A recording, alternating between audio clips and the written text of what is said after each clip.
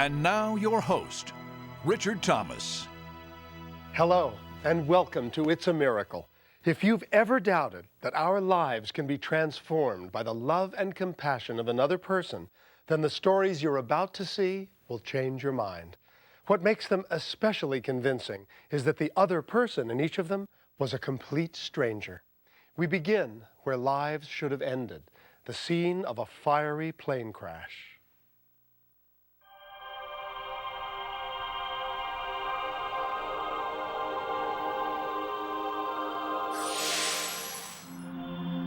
On January 30th, 1983, paramedic Kevin Rolfe was on duty in Alachua County, Florida, when an emergency dispatch came through. Alachua 1111, advise District 6 I'll be taking the call to the airstrip. Show me en route. The call came in as a crash of a light plane on takeoff with fire involved and that there were 4 people inside the plane. Light planes generally don't do very well. So there's usually severe injuries, and the fact that there were 4 people involved in the plane, they would probably overwhelm the initial responders. Kevin's instincts were correct. All 4 passengers had been badly injured. When I arrived, I was given a briefing on the seriousness of the injuries and a brief rundown on each individual patient. Working on one over there that has 95% burns. We tried an IV without any luck. We're concentrating on these other ones. I was told that the one that was most critically injured had extensive burns over her entire body. She had been triaged out, and they didn't expect that she was going to live. But something told Kevin to check on her again. Ma'am, can you hear me? What's your name? Cheryl. I was very surprised to find her awake and responsive. I'm going to be putting an I had never seen anybody burned as extensively as this woman was, that was still lucid and still aware of her surroundings and still able to communicate. Get an IV prepped for you. I'm not going to leave you. I'm right here the whole time.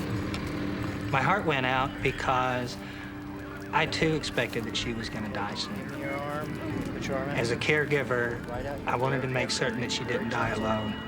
I'm not going to feel anything. And that she knew that there were people who cared.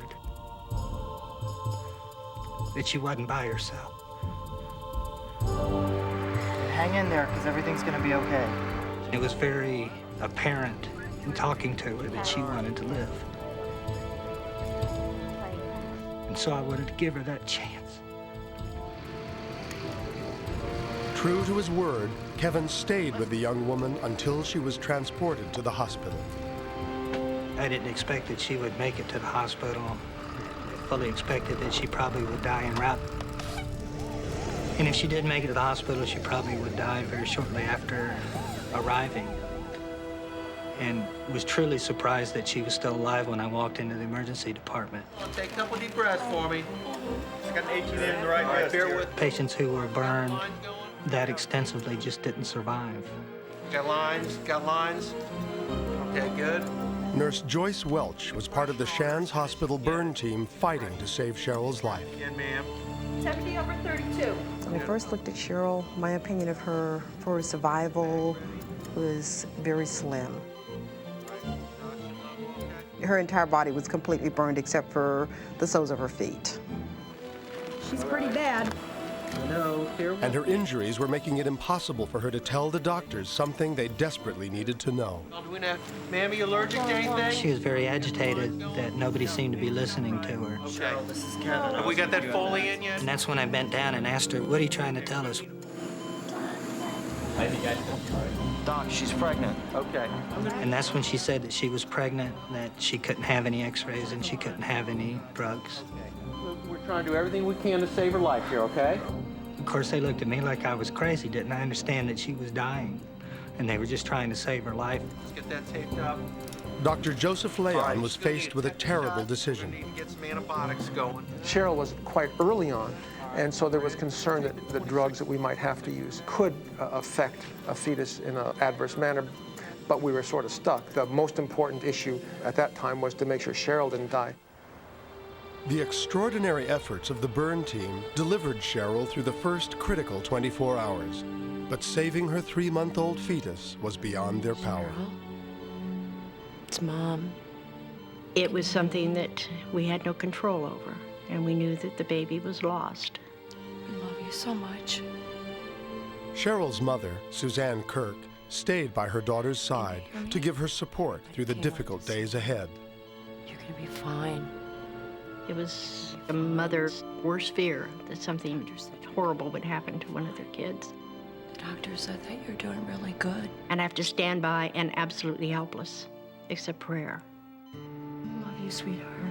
At risk for multiple complications, Cheryl's recovery was by no means certain. You do wonderful. The doctors informed us that Cheryl would never be able to be a functional person. We love you.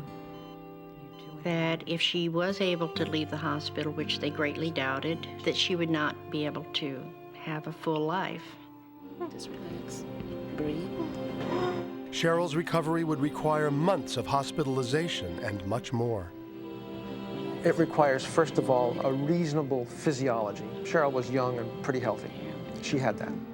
It eases up as you do more. Keep going. It requires an experienced medical nursing team. All the way down. You can do it. It requires a determination that will not allow you to give up. Because it's one thing to say, I'm going to make it on day 1. But how about day 250? It's a little tougher then. And she was determined to pull through all of that, no matter what. Okay, left hand forward. Walking was very, very difficult for Cheryl. She had to learn how to walk all over again. Right hand forward. She had to learn how to use her hands without her fingers. Okay, stop right there. It's kind of like starting all over from a baby. Cheryl basically had to go learn all these things all over again. Bring it up there. Push yourself, push yourself. Part of Cheryl's determination came from the memory of the voice she'd heard at the scene of the accident. You just hang in there, everything's gonna be okay. The first thing I remember the voice saying was, hang in there, everything's gonna be okay. What's your name? The voice was very comforting. The kind of voice that you would expect if you knew what God's voice was. It's gonna be okay. You just hang in there, everything's gonna be okay. My guardian angel told me everything was gonna be okay, and I believed that. And then I got in the emergency room, and I started feeling a little anxious about all of these people acting like there was really something bad wrong with me. All of a sudden, and I don't remember hearing the voice again, but I remembered feeling this warmth and the presence. I could feel him. And the memory stayed with Cheryl throughout her long and difficult recovery. There were a lot of times that I would start getting discouraged or depressed.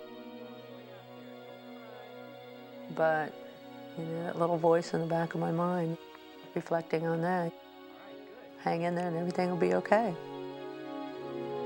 I asked a lot of people, and nobody seemed to be able to tell me who the person was who went with the voice.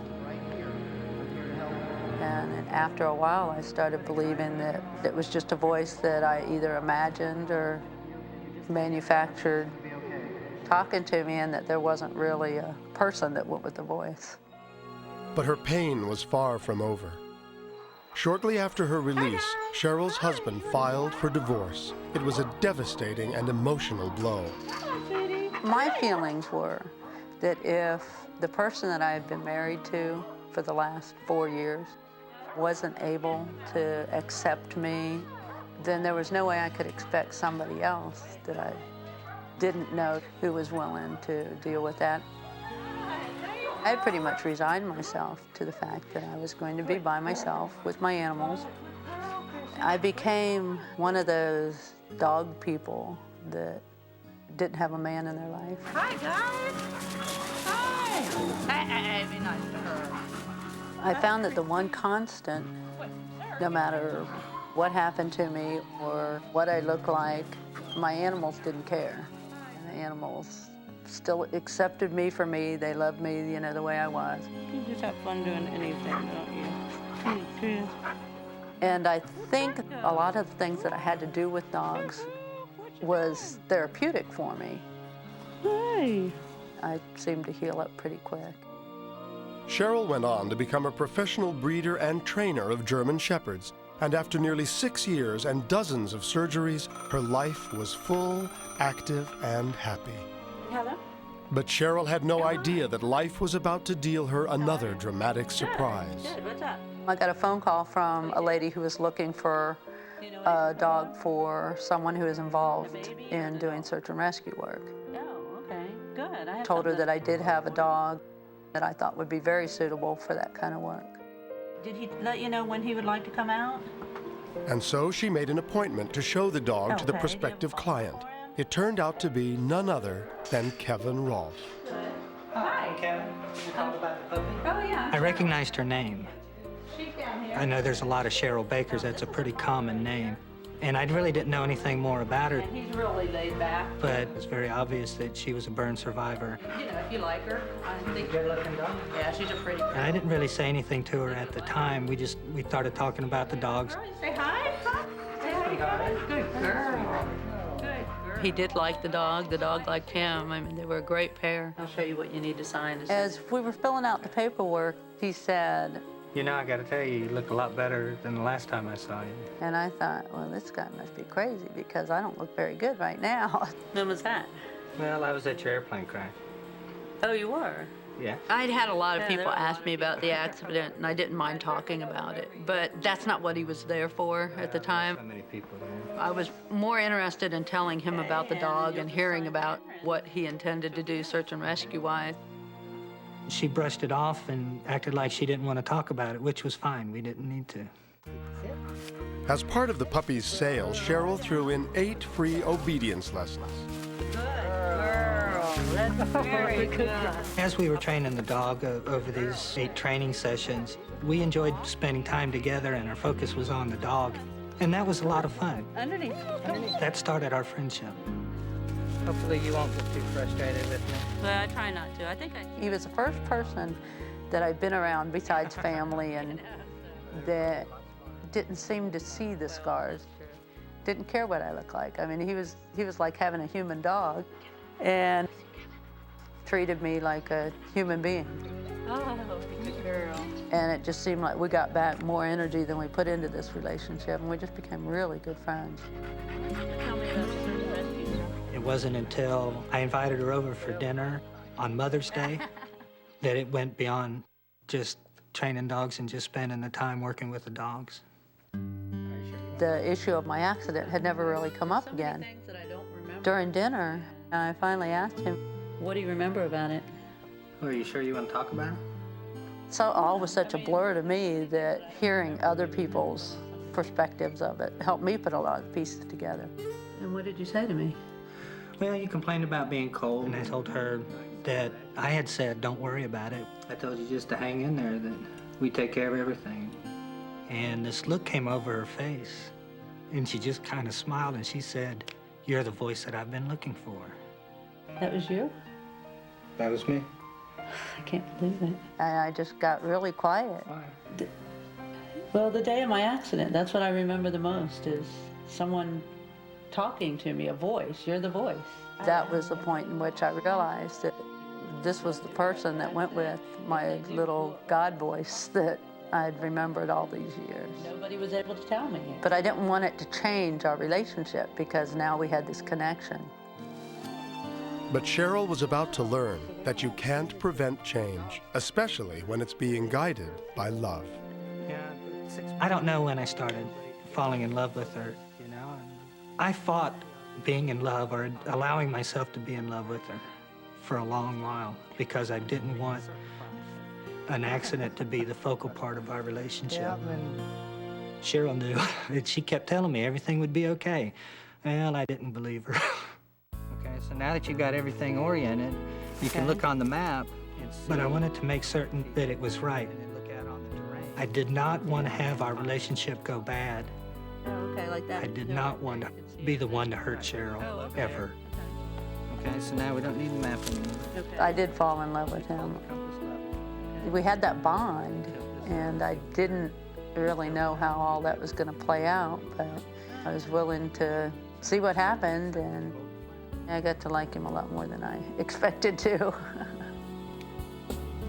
On July 13th, 1994, 11 years after the tragic accident that brought them together, Kevin and Cheryl embraced the joy that life had been saving just for them.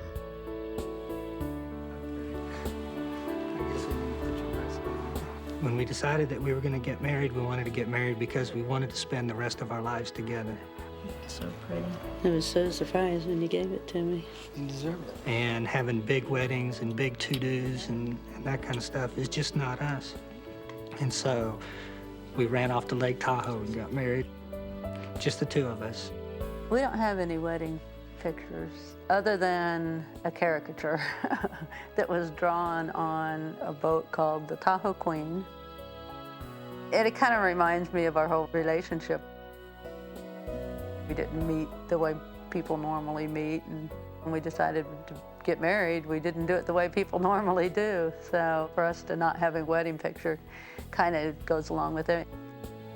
I love the wedding picture that we have, so, you know, it fits us. Today, nearly 20 years after their miraculous meeting, the love that brought Kevin and Cheryl together continues on. Kevin's love for me has changed my whole life because I didn't think somebody could love me. Everything that I have, I could live without, other than him. He means more than the world to me. I love her with all my heart. She's my soul. She's everything that's good that happens in my life. It's definitely a miracle that she survived and left the burn unit and then went home and was able to make her recovery. And then the miracle that we reunited. It was a miracle that Cheryl didn't just brush me aside when I brought up her accident and she didn't want to talk about it. But every day is a miracle because we have it to share together. And I'm really looking forward to the rest of my life.